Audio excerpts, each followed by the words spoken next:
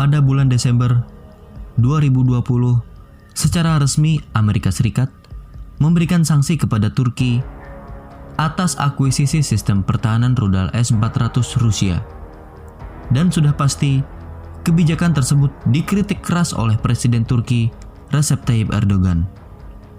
Namun, di sisi lain Ismail Demir, Kepala Presidensi Industri Pertahanan Turki atau biasa disingkat SSB, telah mengisyaratkan kesiapan Ankara untuk membeli batch kedua sistem pertahanan udara S-400 Rusia dengan syarat transfer teknologi.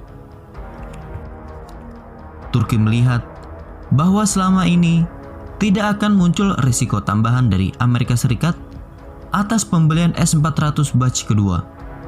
Ismail Demir bahkan mengatakan, jika kami mau, kami bisa membeli S-400 dari Rusia hari ini juga. Namun saat ini, penting bagi Turki untuk mendapatkan transfer of teknologi dan joint production dari pembelian S-400 Triumph.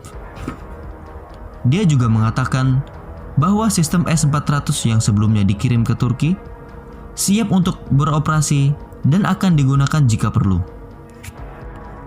Tentu saja, berita tentang CATSA Amerika yang diberlakukan kepada Turki memang sudah diketahui dunia.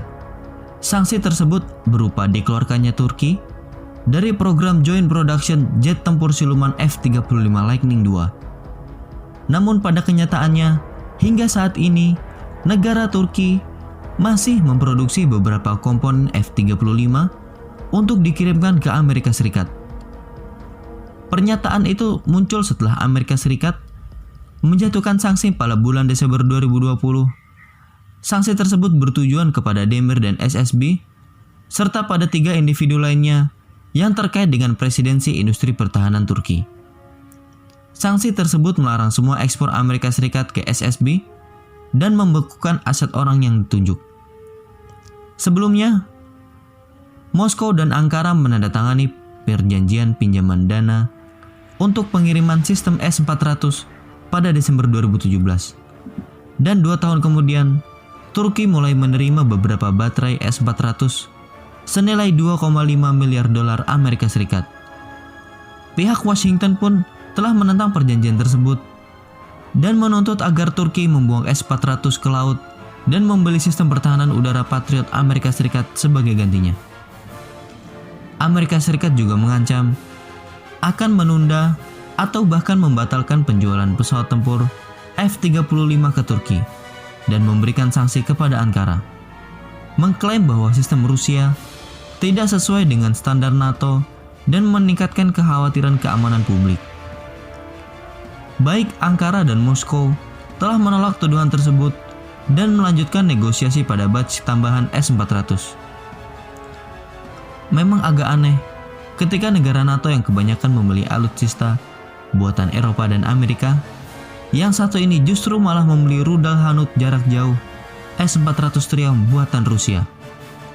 Namun, Turki sebagai anggota NATO pembeli S-400 juga memiliki alasan tersendiri, di mana usaha mereka untuk mendapatkan rudal Hanut Patriot jarak jauh tidak pernah digubris oleh Amerika Serikat atau terkesan terabaikan, sehingga pemerintah Turki pun mengutamakan kebutuhan dalam negeri akan rudal pertahanan udara jarak jauh, maka dibelilah S-400 Triumph dari Rusia.